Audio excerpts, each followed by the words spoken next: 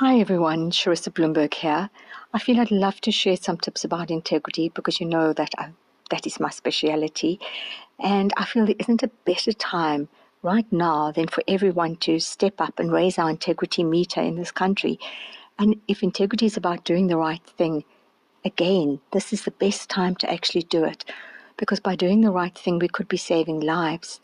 And doing the right thing on so many levels, not only for ourselves, for our family, for our community, for our leaders, on every single level that you can imagine.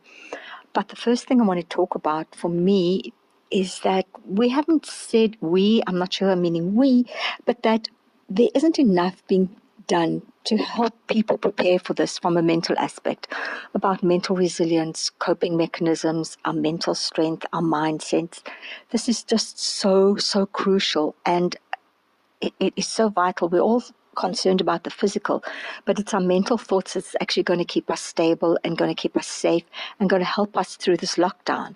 So I want to share a few tips that we go through. This is about loss on so many levels, that loss of our independence, loss of our freedom, loss of being able to walk out and do what we do, loss of finance, loss of our careers, loss of for people, jobs, being able to put food on the table, so many things. And I want to talk about Kubler-Ross's 5 stages of loss. And it helps if we recognize what stage we're in, because it'll just help us feel a little bit more sane. This stage is denial, and then there is anger, bargaining, acceptance, and then depression. Now, denial, most of us has been through, like, I can't believe this is happening. Oh my gosh, it's never going to happen to me. Why? I don't believe it. That I think most of us has got through. Then we go through anger, like, I can't believe it. We are so angry. This is happening to us. Thoughts around frustration.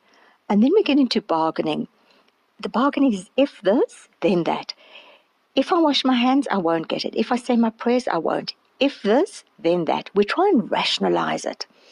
And then comes the depression. We get into such a deep downward spiral that this is happening and I'm stuck in here and I've lost so much, and that's quite a sad place to be.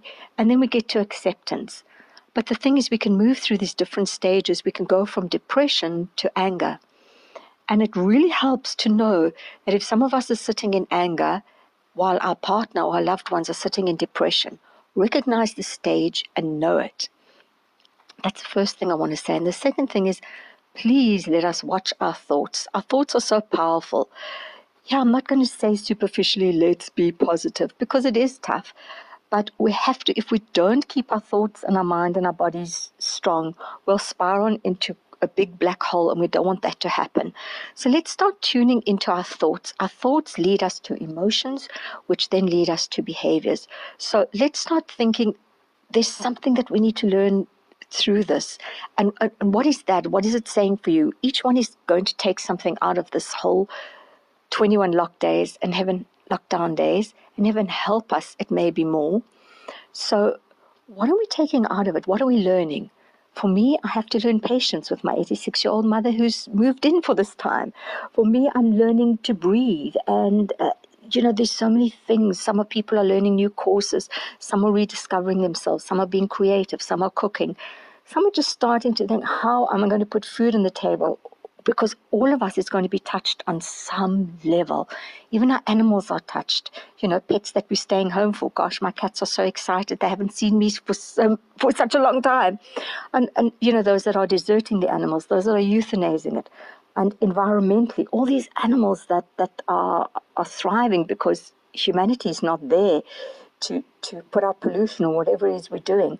So I'm not going to go into that aspect, but I just want to end with these thoughts saying, what are you taking out of this pandemic?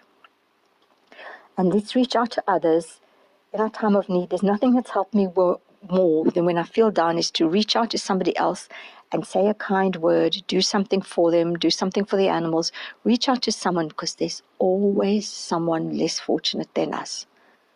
So what are you taking out of this? And remember, let's all do the right thing. There isn't a better time for us to raise our country's integrity meter. Thank you so much for listening. All the best, everybody. God bless and be safe.